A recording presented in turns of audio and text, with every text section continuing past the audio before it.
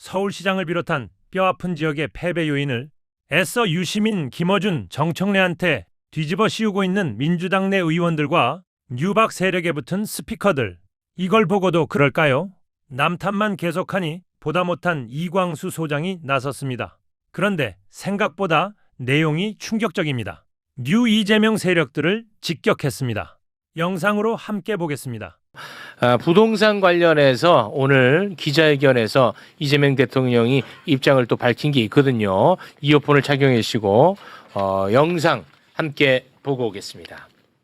이번 6.3 지방선거에서 특히 서울시장 선거 결과는 수도권 부동산 민심이 반영됐다는 평가가 있습니다. 부동산 투기 공화국을 탈피하는 게 이 나라가 살아가는 길이다. 2022, 23, 24년 이 3년 동안에 공급이 확 줄었어요.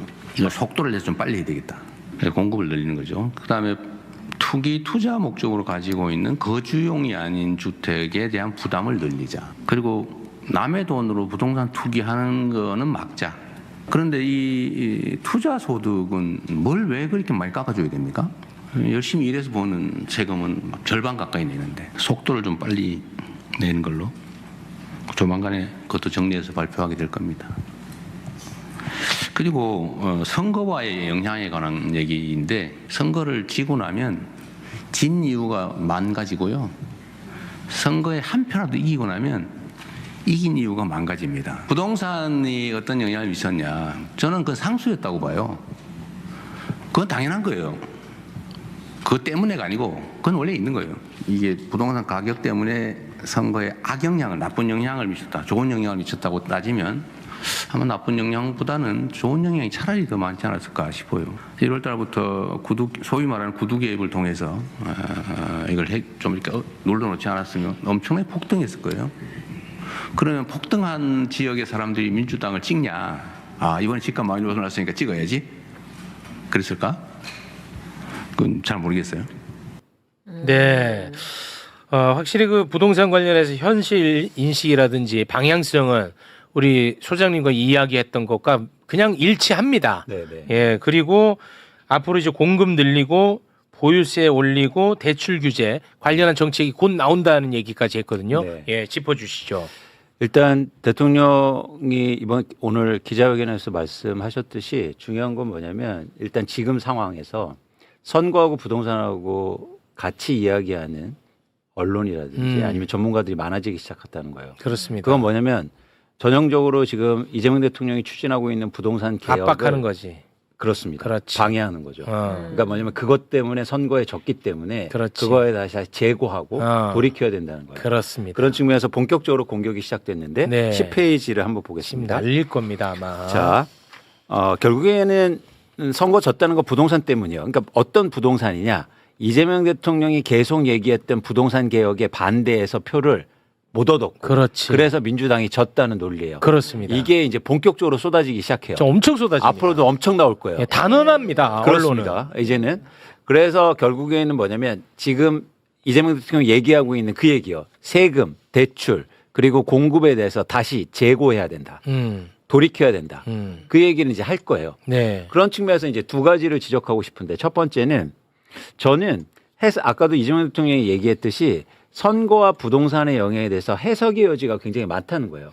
그래서 오늘은 전 선거 전문가나 여론 전문가는 아니지만 전 숫자 전문가입니다. 네. 애널리스트이기 때문에. 네. 그래서 이번 선거를 통해서 과연 부동산이 직접적으로 큰 영향을 미쳤는지 선거에 네. 그리고 또 하나 뭐냐면 진짜 민주당이 진 이유를 한번 제 나름대로 분석을 해봤어요. 좋아요. 그 얘기를 좀 해드릴게요. 네. 자, 1번부터 차례대로 숫자를 보는 게 여러분 같이 숫자를 보는 게 되게 중요합니다. 같이 저희가 그러니까 이렇다더라 저렇다더라 썰 말고 숫자를 얘기할게요. 객관적 데이터로 자, 갑니다. 좋습니다. 1번을 볼게요. 이건 결정적으로 정원호 후보가 오세훈한테 서울시장에서 진 이유입니다. 그건 강남 3구를 중심으로 해서 강남구, 서초구, 송파구, 용산구, 강동구에서 표초가 너무 크게 났어요. 네. 그런데 이 지역의 공통점은 뭐냐면 최근에 집값이 많이 오른 지역이에요. 그렇죠. 그래서 네네. 어떻게 해석되냐면 앞으로 세금 많이 낼 것 같으니까 쉽게 말해서 오세훈 후보를 지지했다는 거예요. 그리고 또 재건축 재개발 규제 완화해 준다고 하니까 오세훈 후보를 지지를 많이 했다는 거죠. 네. 이 논리입니다. 이것만 네. 보면. 예. 다음 장을 볼게요. 언론이 그렇게 얘기한다는 거예요. 자, 그렇습니다. 다음 장을 보면 이 지역은 정원호 후보의 우세 지역이에요. 자, 성북구, 중랑구, 광남구, 강서구, 은평구는 전통적으로 민주당의 지지층이 높은 지역이죠. 네. 그런데 이 지역에서도 정원호 후보가 이겼어요. 예. 근데 여기서 주목해서 볼 건 뭐냐면 표차가 작게 난다는 겁니다. 그러네. 앞에보다는 적네. 그렇죠? 네, 네. 상대적으로. 네. 그래서 이걸 통합적으로 보면 다음 장을 보면 오세훈 우세 지역과 정원호 후보 우세 지역의 선거인 수를 비교하면 유사해요. 200만 명과 207만 명. 네네. 자, 그렇죠. 네. 그런데 이렇게 해석하는 거죠. 뭐냐면 그러면 아까처럼 오세훈 우세 지역에서 오세훈은 쉽게 말해서 몰표를 받았어요. 네네. 그런데 왜 정원호 후보 우세 지역에서는 몰표를 받지 못했을까? 바로 이 지점인 거예요. 네네네. 그래서 이 지점을 이해하기 위해서 다음 장을 보면 지금 과거하고 달리 한국의 선거 전략의 유효성에 대해서 생각해 볼 필요가 있습니다. 자, 표를 얻는 건 네 구분으로 돼요. 내가 표를 얻는 건 첫 번째는 부동층을 설득한다. 부동층 설득. 그렇죠, 이거죠. 그리고 두 번째는 지지층을 결집한다. 아, 지지층 결집. 세 번째는 상대 지지층을 이탈한다 시킨다. 어. 네 번째는 이슈 중심으로 설득한다. 네. 근데 첫 번째는 부동층 설득하는 거는 과거 대비해서 현재 유효성은 현저하게 떨어지고 있어요. 왜냐하면 지금의 부동층은 어떤 부동층이냐면 쟤는 부동층이 아니에요. 그냥 선거를 하기 싫은 부동층이에요. 아, 설득이 어려워. 그러니까 아예 선거에 참여 안 해요. 참여를 안 하니까. 그래서 이건 선거 뭐 설득하고 이럴 필요가 없다는 거예요. 아. 근데 여기에 자꾸 매몰된다는 거죠. 과거하고 다른 지점이에요. 자, 두 번째는 지지층 결집이에요. 지지층 이게 결집. 과거보다 훨씬 더 유효성이 높아졌어요. 지지층이 더 많이 투표장에 오는 게 선거에 결정적으로 영향을 미친다는 거죠. 아까 보세요. 오세훈 후보 우세 지역에서 오세훈 후보가 몰표를 받았죠. 아, 완전 결집했어. 근데 왜 정원호 후보 우세 지역에서는 몰표를 못 받았냐는 거예요. 아, 결집을 못했어. 그건 지지층을 투표장에 끌어오지 못했다는 거예요. 이해하셨죠? 네. 자, 세 번째는 뭐냐면 상대 지지층의 이탈을 유도하는 거예요. 그러니까 오세훈 후보 지지하는 층이 투표장에 못 오게 하는 거예요. 아. 그래서 이거는 뭐냐면 쉽게 말해서 네거티브 캠페인 같은 거죠. 네. 이건 제가 전문 분야가 아니니까 이거는 아, 요거는 그러니까 넘어가겠습니다. 넘겨. 네. 세 번째는 뭐냐면 이슈 중심으로 설득하는 거예요. 이것도 과거보다 현저하게 영향성이 줄어들었단 말이야. 결국 말씀드리고 싶은 건 뭐냐면 부동산과 관련해서 핵심은 뭐냐면 지지층을 결집하는 게 중요하다는 거예요. 네. 지지층을 결집하기 위해서 과연 민주당은 부동산에서 열심히 노력했느냐가 중요합니다. 그런데 오세훈은 열심히 노력했어요. 오세훈이 열심히 했지. 세금 깎아준다고 하고 아. 재건축 규제해준다고 하고 부동산 지옥이라고 계속 그러고. 민 거예요. 계속했어 부동산. 근데 민주당은 과연 지지층을 결집하기 위해서 부동산 측에서 노력했냐는 거예요. 다음 장을 보시면 다시 한 번만 정리해 보겠습니다. 네. 민주당 입장에서는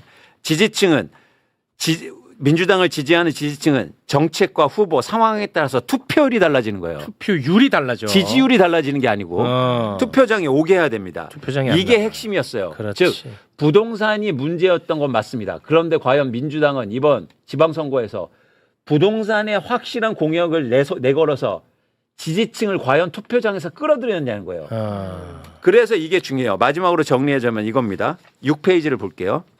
자, 오세훈 우세 지역과 정원호 우세 지역의 선거인 수는 200만 명, 207만 명으로 동일해요. 네. 근데 잘 보세요. 정원호 득표율은 오세훈 우세 지역에서 39%밖에 되지 않았죠. 네. 오세훈 득표율은 무려 58%입니다. 그죠? 네. 근데 정원호 우세 지역에서는 투표율도 낮았고, 그죠? 투표율도 낮죠? 아, 투표율이 한 3%포인트 낮네요. 그죠? 그 다음에 득표율도 마찬가지로 오세훈 우세 지역보다 낮아요. 이건 뭐냐면 제가 해석하는데 정원호 후보는 공약이나 정책을 통해서 지지층을 결집하는데 실패했다. 아, 우리가 이거 했었잖아. 그런데 사전에. 7페이지 보세요. 이런 걸 이해했으면 이런 정책이 공약이 나왔으면 안 돼요. 민주당의 대부분 지지층은 고가주택을 갖고 있지 않습니다. 그런데 소득세 감면이 공약으로 나와요. 이건 무슨 얘기냐면 전형적으로 뭐냐면 국민의힘은 지지층을 끌어오려고 한 거예요. 그렇지. 이건 절대 못 그런다고 제가 강조했잖아요. 계속 얘기했잖아. 압구정 현대아파트 살고 있는데 재산세 깎아준다고 그래서 정원 후보를 찍어줍니까? 안 한다고 했잖아. 이미 우리가. 그런데 어떤 정책도 민주당을 지지하는 예를 들어서 지지층을 와, 저 정책 너무 좋다. 부동산 관련해서 그런 정책이 전무했어요. 그렇습니다. 그러니까 실망한 거죠. 자, 다음 장부터는요. 이거는 박시동 대표가 저한테 제보한 사진입니다. 아, 그래요? 자, 보세요. 강남에 붙어 있는 이번 지방선거에서 플랜카드예요. 일 잘하는 서울시장, 재건축 재개발.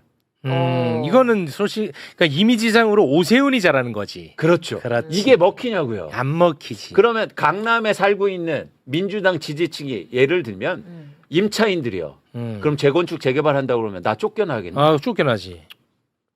전월세 가격이 엄청 오르겠네. 그러면 가슴이 갑자기 식지. 그러면은 투표장에 가겠냐고요. 못 가죠. 자, 다음 장이요. 어, 강남구청장 후보인 김영권 후보가 내세운 플랜카드입니다.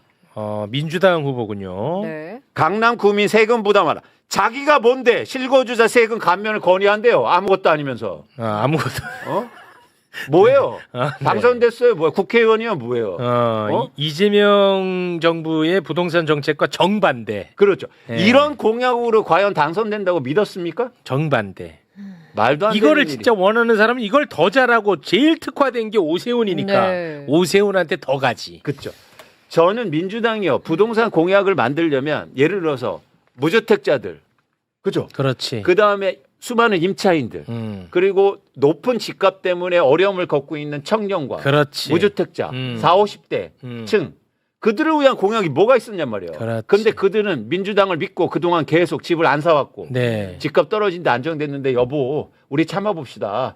이 상태에서 우리가 집값 한다면 민주당 정부에서 집값 더 오를 거 아니에요. 그렇게 참아왔잖아요. 이 계층한테 민주당을 어떤 공약을 내세웠냐고요. 이번 그랬더니 그러니까 투표장에 안 나온 거예요. 맞아. 오세훈은 찍을 수 없으니까. 진짜. 이 패배 원인을 모르고 아. 지금 문제가 되게 심각했습니다. 어떤 심각한 점이 나오냐면 이제 일부 집값이 높은 동네에서 민주당이 패배했단 말이에요. 네. 그러면 이게 바로 총선하고 이어져요. 제가 얘기 드렸잖아요. 이런 정책 나오면 항상 무슨 얘기 했습니까? 지방선거 끝나면 나올 거야. 지금 대통령도 그 얘기 하잖아요. 네, 맞아요. 아니요. 지금 국회의원들은 딴 얘기를 하고 있어요. 어떤 얘기입니까? 다음엔 총선이잖아요. 그러면 이제 나오는 부동산 정책이 총선에 영향을 미칠 거잖아요. 그렇죠. 그러면 결사적으로 반대할 가능성이 크단 말이에요. 너무 어려운 이미 싸움. 그런 움직임이 시작됐어요. 어려운 싸움이야. 자, 아유. 자 개인을 비난하고자 하는 건 아닙니다. 그건 우리가 아닙니다. 여기에 답을 들어야 돼요. 자, 그런 거 11페이지. 아니야.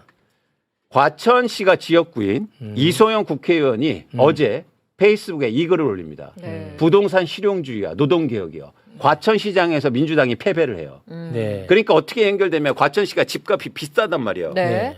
그러니까 자연스럽게 보유세 올리고 재산세 만든다니까 반대할 것 같으니까 먼저 이런 얘기를 하는 거예요. 부동산 실용주의라는 단어 들어보셨습니까? 이게 뭐죠, 근데? 없어요. 이런 단어.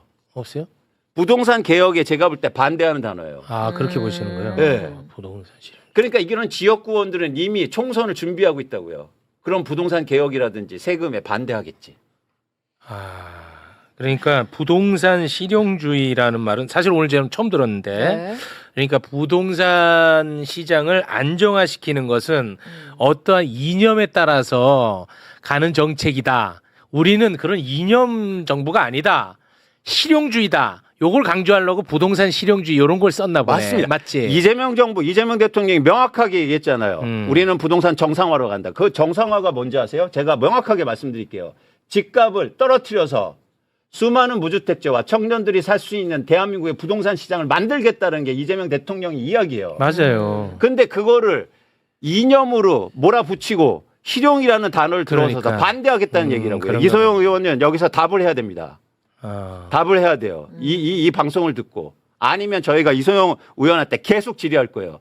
이런 민주당 의원들이 앞으로 엄청나게 생길 거예요. 왜냐하면 다시 얘기되지만 이번에 서울시에서 진 걸 그리고 경기도에서 일부 지역에 진 거를 부동산 이재명 대통령의 부동산 개혁 때문에 부동산 정상화 때문에 졌다고 해석하면은 이제 이렇게 반대할 다 거예요. 꼬여버려. 자, 굉장히 중요한 기간입니다. 아까도 말씀드렸죠. 이재명 대통령이 이제 본격적으로 개혁에 나설 거예요. 네. 근데 민주당에서 이걸 도와주지 않으면 그럼 뭐 한 발짝도 나설 수가 못해. 없어요. 그렇죠. 그런데 이미 반동이 시작됐어요. 시작됐잖아요. 골치 아프네. 부동산 실용주의라는 단어는 저는 듣어보지도 못했습니다. 골치 아파. 예.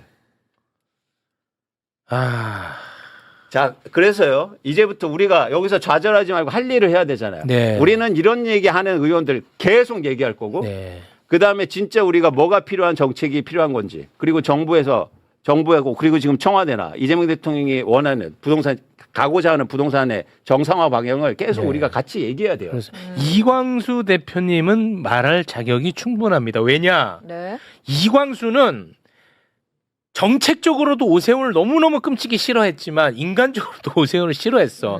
그 당선만큼은 막자는 차원에서 정원호 후보님 그렇게 가면 안 됩니다. 왜 오세훈이 잘하는 정책을 따라가려고 합니까? 정말 나는 오세훈이 당선되는 거 끔찍합니다. 이렇게 가면 안 된다는 것을 엄청나게 많이 경고를 했어. 맞아요. 마지막 날도 제가 그래 지지 지지 연설도 가서 연설까지 제가, 했잖아. 정원호 후보. 그러니까 제가 아시잖아요. 그러니까. 근데 그거보다 더 중요한 건 한국의 부동산 시장 정상화하지 않습니까? 그러니까 오늘도 이재명 특히 얘기하잖아요. 했잖아. 대한민국에서 가장 중요한 게 뭐냐? 부동산 개혁이다. 맞아요. 제일 중요하다고 했어. 그런데 왜 그거를 민주당에서는 그거를 왜 따라하지 않느냐고요. 이광수 소장님이 결과론적으로 얘기하는 게 아니라는 얘기를 하는 거야 나는. 그렇죠. 네. 원래부터 경고를 네, 했었단 네, 말이야. 네. 그러니까 어떤 특정인을 비난하거나 비판하려는 의도가 아니라는 겁니다. 아니에요. 예. 우리가 큰 걸 보자는 거예요. 그렇습니다. 그래서 그 길을 가기 위해서는 사실은 이 걸림돌이 너무 많은데 네. 그거를 우리가 이게 너무 어쩌면 너무 큰 걸림돌이야. 국민의힘에서 이런 식으로 나오면 제거할 수 있어. 근데 우리 안에서 이게 나오면 그러면 너무 이거 힘든 어려워. 싸움이 너무 되는 거예요. 어려워. 이거는 이거 그러면 어려워. 이재명 대통령도 혼자 할 수가 없다고 못해. 제가 말씀드린 거잖아요. 예. 예. 일단 첫째 모든 언론이 지금 정원호의 패인을 부동산으로 잡고 있단 말이야. 실제로. 그렇죠. 오늘 막 난리 났습니다. 그 누구예요? 하여튼 이제 다 달려들어서 이제 이재명 대통령이 SNS 글 올려서 이제는 뭐 선거 졌다, 뭐 세금 낸다고 그래서 강남에서 표 못 얻었지 않느냐 이 맞습니다. 얘기가. 네. 근데 제가 해석하지 않습니까? 지지층이 투표장에 안 나와서 진 거예요. 그렇지. 그러면 뭐 세금 깎아주면 압구정 현대 아파트에 거주하는 사람들이 내란 때도 이재명 대통령 안 찍어줬는데 안 지금 뭐 찍어. 정원호 후보 찍어줄 것 같습니까? 안 찍어. 아니 머리가 나쁜 거예요? 뭐예요?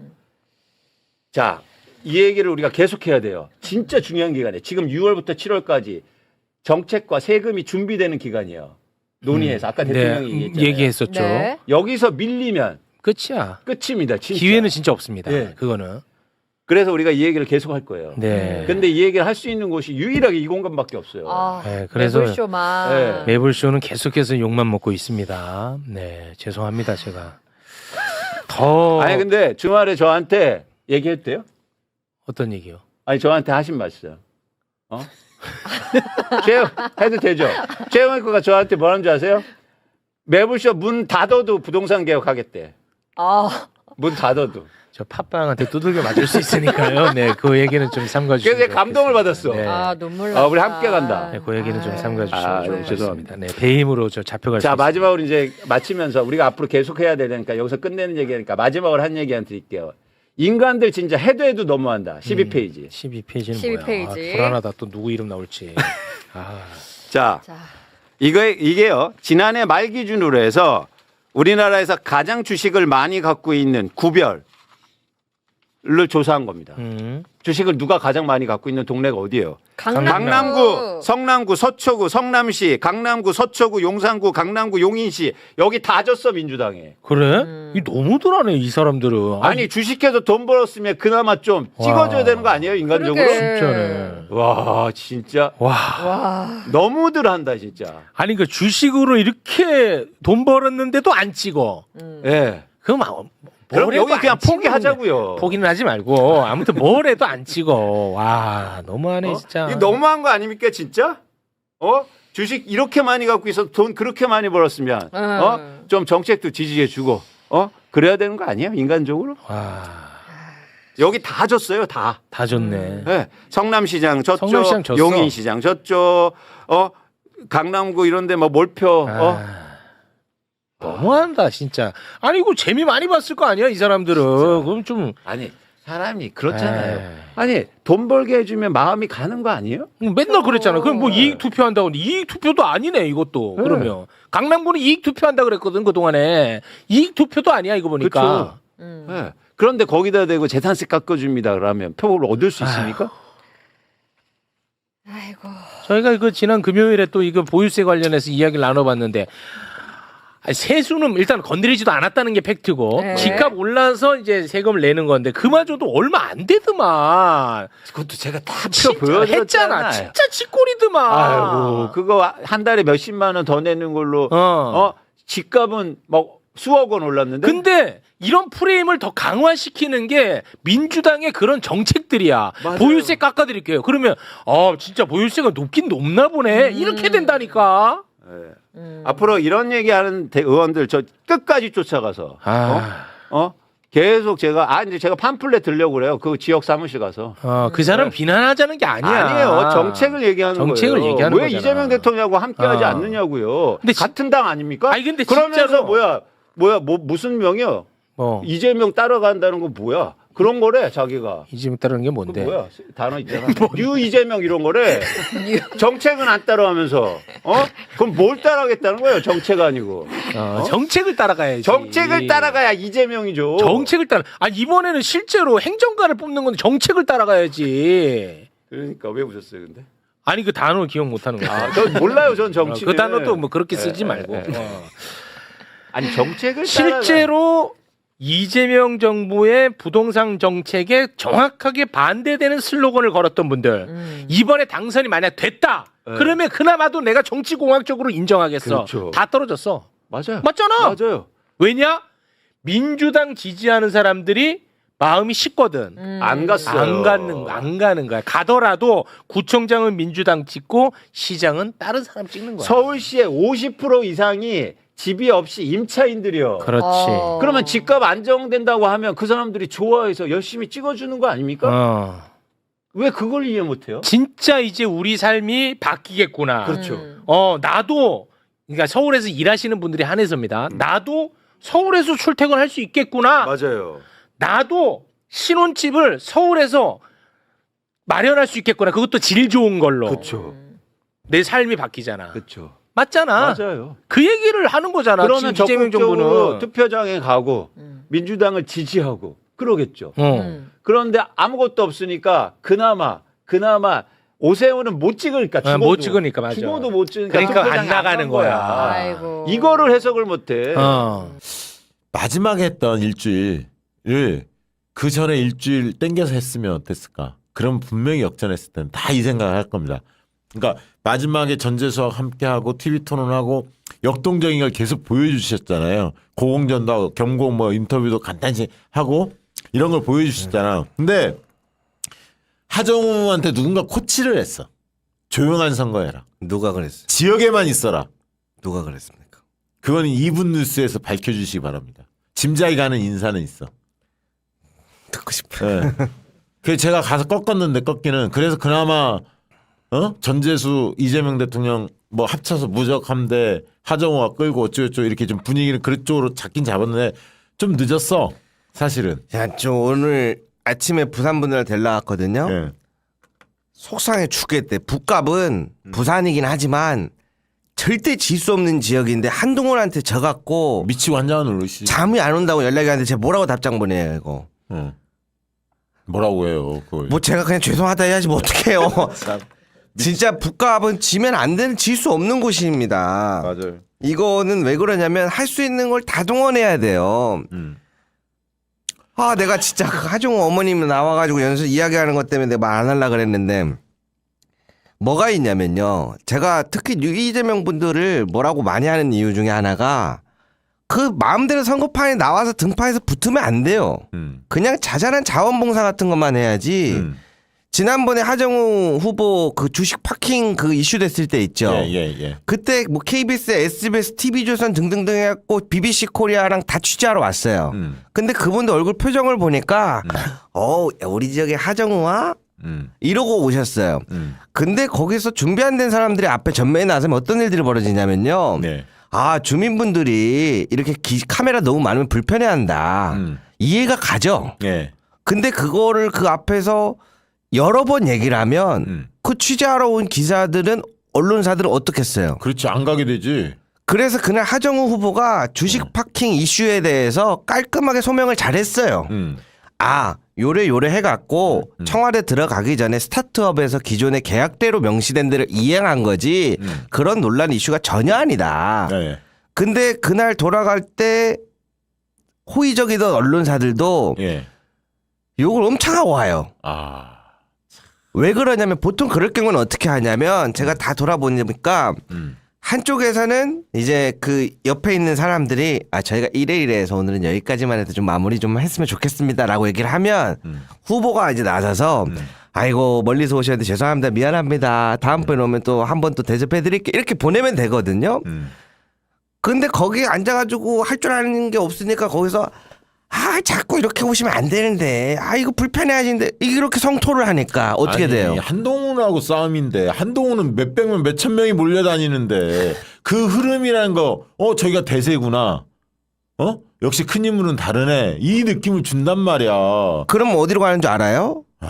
그 사람들이 한동훈 쪽으로 갑니다. 당연히 가죠. 하정우가 역시 대단하구나. 중앙의 언론들도 많이 내려오고 이렇게 보여줘야지.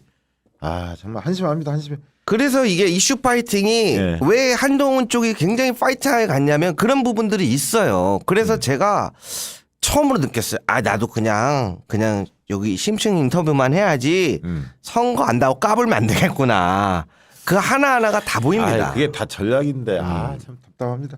그 경남은 제가 늘 이야기합니다만 아쉬운 점이 그거였죠. 김경수 후보께서 장관급 인사였는데 지방시대 위원회 위원장이었는데 사실 부산 쪽에서는 이렇게 여러 가지 정부의 선물들이 있었잖아요. 해수부 이전부터 시작해서. 근데 경남 쪽에는 그게 없었거든. 그러니까 PK 선거를 전재수 후보가 이끌어가는 느낌이었단 말이에요. 근데 이제 관록은 김경수 후보가 있잖아요. 한번 경남지사도 하셨고. 그래서 이제 그런 부분에 눈에 안 보이는 측면이 아쉬웠다라는 걸 계속 말씀을 드렸었고, 그다음에 창원에서 밀렸어요. 결국은 창원에서 밀렸는데 송순 후보 굉장히 좋은 분이고 준비가 잘 돼 있는 분인데 중량감이나 이런 게 그 상대 후보에 비하면 전직 의원 출신이고 조금 밀렸죠. 근데 아무튼 경남이 너무 아쉽습니다. 안타깝고 그렇게 거기도 혹시 또 이상한 사람들 붙어 있는 거 아니에요? 아니 거기는 캠프는 그러진 않았어요. 글쎄. 네. 그리고 대구는 김부겸 하면 뭐 할 말이 없죠. 우리에게 너무나 큰 감동을 줬고 사실은 진짜 제가요 그 지금 하정우 후보 이야기해서 죄송한데 그런 캠프들이 몇 군데 있는데 대구 김부겸 후보님한테 정말 죄송한데 다음번에 한 번 더 나와주시면 안 될까요?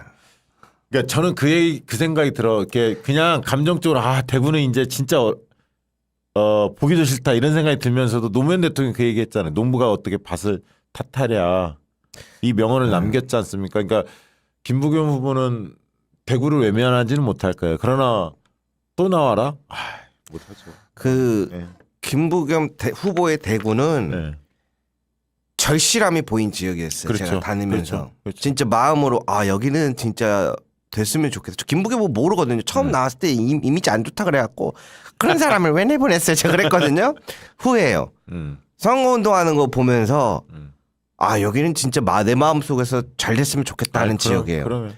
그런 지역들의 후보들이 나왔으면 다 이겼을 겁니다.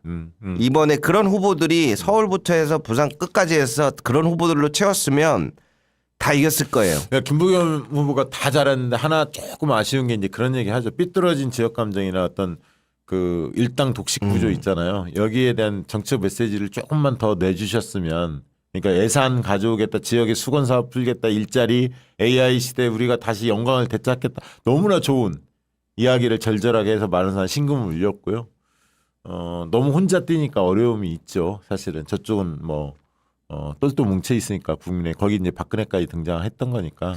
사실 근데 김부겸이 효자 노릇을 톡톡히 해주신 게 그랬기 때문에 PK가 그나마 좀 수월하게 특히 울산, 부산 이런 데가 접전지긴 했지만 다들 그래도 대구에서 그렇게 싸워주니까 사실 다른 지역들이 조금은 수월하게 싸운 거죠. 진짜 달라요. 이게 뭐라 해야 되지? 약간 어떤 느낌이냐면 대구는 이제 아이들이 많이 서울로 떠난 문제가 있다 하잖아요. 예. 우리 아이들도 서울로 간다는데 음. 내가 부모로서 할 말이 없디다. 음. 미안합니다. 그러니까 거기서 이제 대구 시민들이 공감이 쫙 가는 거예요. 그렇지. 그게 정책이고 공약인 것 같아요. 맞아요. 그러니까 마음을 얻는 게 선거잖아. 이 사람의 그렇죠, 마음을 그렇죠. 얻는 과정이니까 그런 마음을 사람들의 빗장을 풀고 마음을 열게 만드는 게 김부겸 힘이죠. 사실은 대단하신 겁니다. 그런 절실함으로 해야 된다. 네. 이번에 아무튼 아까 얘기했던 민주당 내의 그 분열 구조. 근데 이 분열 구조에 과연 작전 세력은 없나? 이 부분을 한번 좀 많은 분들이 한번 생각을 해봤으면 좋겠고요. 이쪽 뭐 평택, 전북 이쪽에 죄다 몰려가가지고 예. 부울경 쪽에 제가 다 여쭤보니까 이쪽엔 오지도 않았더만 거의. 예. 예? 그러니까요. 예, 대통령 친명계 이른바 어떤 대통령이든 자기의 철학과 노선 가치를 계승하는 정치 집단이 있길 바라죠. 다 그랬고요. 모든 대통령이 다. 그러면 이제 친명계 하는 사람들이 우리 이재명 대통령은 실용주의만 외칩니까? 누구보다 선명하게 싸웠고 유능함이 있잖아요. 통합 실용만 강조한 게 아니잖아요. 그 속에서 원칙이 있잖아요. 그죠? 그리고 불의에 타협하지 않고 억강부약, 대동세상을 이야기했던 그런 부분에 대해서는 아무도 얘기를 안 해. 그게 말이 됩니까? 그래서 친명계를 자처하려면 대통령의 정치 철학, 노선 가치를 균형 있게 계승해라. 그리고 다른 사람들이 봤을 때 이재명 지지자답다. 그런 의원답다. 이런 평가를 받을 때 제대로 친명계 구축된다. 이 말씀 좀 드리고 싶고 뉴 이재명 했는데 너무 좋은 말 같아. 뉴 이재명이라는 거. 요즘에 뭐 친석계 이렇게 부른다면서요? 아이 그것도 지금도 보면 그 쇼츠랑 조직적으로 만드는 거 다 민주당 내에서 사람들이 하는 거잖아요. 예. 그러니까 이제 이런 어떤 지지자 그룹들도 이번에 이제 이재명 팬클럽 이런 부분들도 한번 제가 노사모 사례도 말씀을 드렸는데 이렇게 이제 누구나 들어올 수 있는 구조에 있어서는 작전 세력, 방해 세력들이 간첩 집단이 들어온다, 암약한다 그 얘기를 드렸던 거고 그거 고민해야 한다. 현실적으로 오픈돼 있기 때문에 모든 게 그리고 정말 이재명 대통령 지지자답게 행동하려면 이 같이 뛰는 동지들에게 이 모욕감을 주면 안 됩니다. 헤게모니 싸움을 하려고 안 됩니다. 완장질을 하려고 하면 안 됩니다. 이런 자들은 가짜 친명 세력이고 친명팔이 하는 거다. 저는 뭐 그렇게 간주합니다. 지금 이게 어떻게 만들어지고 있냐면 여러분들 요즘 보면 희한한 유튜브 쇼츠 같은 것도 많이 나오죠. 예. 채널들 보면 다 비슷한 시기 때 만들어졌는데 유튜브 쇼츠만 나오지 않아요. 한 번에 3개를 만들어요. 유튜브 쇼츠, 틱톡, 인스타그램. 예. 근데 그 내용들을 살펴보면요. 이게 계파 싸움이 아니에요. 이게 젊은 층들한테 쫙 타고 가잖아요. 예. 민주당을 뽑지 말아야 할 이유로 만들어져 버려요. 그렇지. 그럼 맞아요. 그게 혐오가 생기는 겁니다. 민주당 애들은 저렇게 하고 논 다음에 뭐 이렇게 되는 거지. 그래서 저는 이렇게 가면 안 된다는 거예요. 싸울 거면 와가지고 실력으로 어떻게 사람들의 마음을 더 움직이게 할 것인지 해야지. 이런 식으로 가면 밖에서 보는 중도층이나 젊은 층들은 민주당을 선택하지 말아야 할 이유를 만들어주는 게 우리 스스로가 되는 거예요. 네. 이런 거 다 막 잘라서 막아내야 됩니다. 지금 민주당의 이제 향후 전당대회가 8월에 열릴 건데 8월 아닌 9월인데 8월 달은 뭐 15일 정도가 검토되는 모양이에요. 아직 그 장소가 별로 없어갖고 대규모 모일 수 있는 장소가 날짜는 아직 확정은 되지 않았습니다. 그런데 여러 후보들이 거론이 되잖아요. 뭐 정청래, 뭐 김민석, 송영길, 뭐 우원식 얘기도 나오고 김용민 얘기도 나오고 다양한 분들이 거론은 되는 것 같은데 저는 딱 2가지 이슈가 핵심일 거라고 봅니다. 그러니까 뭐 대통령을 누가 잘 뒷받침할 거냐 이건 기본이고 조국 혁신당과의 합당 문제 어떻게 입장을 낼 거냐 합당 문제를 지금 해결하지 못하잖아요. 다음 총선 때 수도권에 다 집니다. 이번에 조국 혁신당 이런 사람들이 수도권에 많이 나온다고 생각을 해서 3% 5% 가져가잖아요. 못 견딥니다. 그러면 그런 분들이 비례대표 있는 분들이 박은정이나 이런 분들이 합당을 해서 그 안에서 공정하게 민주당 틀 내에서 경선하는 게 맞는 거지. 그런 분들이 나온다고 생각을 해봐. 이길 수 있어요? 이현주가 박은정이 조국 혁신당 후보로 나오면 이현주가 이깁니까? 저희 오늘 본선에서 서울시장 2만 표 차이 왔다 갔다 계속 할 때 저기 다른 정당의 후보 권영 후보인가요? 저 5만 표가 커 보이더라고. 커 보이죠. 커 보입니다. 근데 그래서 좀 생각이라는 거, 머리라는 게 있으면 조국혁신당하고 통합하는 게 맞고 자기들이 경선에서 그리고 본선 나갔을 때 이길 수 있다. 그러면 경선에서 조국혁신당의 의원들하고 비례대표 붙으면 거기서 경쟁에서 이기면 되는 거냐. 민주당 당원이 훨씬 많으니까 하면 되니까 뭐가 두려워. 나는 참 이해가 안 돼요. 그리고 합당 이슈가 클 것 같고 두 번째는 정당 혁신이에요. 그래서 저는 이번 전당대회는 개파 정치를 앞세우는 사람과 당원 주권을 지키려는 사람 간의 대결 구도라고 봅니다. 누구와 정청래와 누구, 김민석, 누구와 누구의 개인의 싸움이 아니라 이 가치의 대결이다. 개파 정치에 몰두하는 사람, 의원 중심의, 배주 중심의 사람과 당원 주권을 지키려고 하는 사람 간의 대결 구도다. 그럼 당원 주권이 뭐냐? 1인 1표부터 시작해서 결선 투표, 모든 것은 경선한다. 전략공천, 단수공천 없다. 아마 지방선거 했으니까 저들이 그냥 넘어갔죠. 배치들이. 다음 총선에서 모든 사람 다 경선한다. 결선 투표하자. 이러면 사생결단하고 덤벼들 거예요. 그래서 그 사람들이 지금 줄 서는 겁니다. 자기 단수공천 받으려고. 김민석한테 줄 서고 뭐 송영길한테 줄 서볼까 고민하고 이런 거예요. 저는 그렇게 봅니다. 그래서 이 당원 주권을 누가 지키려고 하는가가 굉장히 중요하다. 이 두 가지 통합에 대한 입장, 이 두 가지가 핵심적인 포인트다. 누가 대통령과 가깝냐. 이 싸움이 아니라는 얘기예요. 그 얘기를 하나 좀 드리고 싶어서 그래서 우리는 물어야 당신은 1인 1표제에 대해서 어떻게 생각하냐. 결선 투표제에 대해서 어떻게 생각하냐. 모든 사람 모든 지역을 경선으로 붙이는 시행규칙 경선 룰에 대해서 어떻게 생각하냐. 물어야 합니다. 잘 봐야 돼요. 왜 그러냐면 중요한 말씀 주셨는데